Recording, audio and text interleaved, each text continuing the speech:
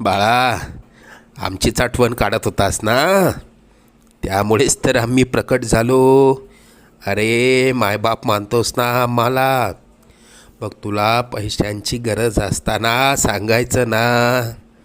कोणापुढेही हात पसरू नकोस. लोक 2-4 हजारांची मदत करतीलही, पण तुझ्या मागे सर्वांना तुझी मजबुरी हसत सांगतील.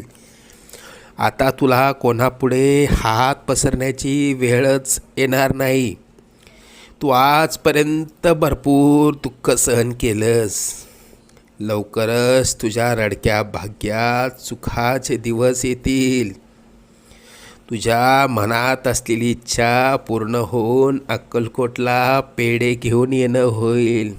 येशील ना आम्हाला भेटायला अक्कलकोटला? सगळं मनात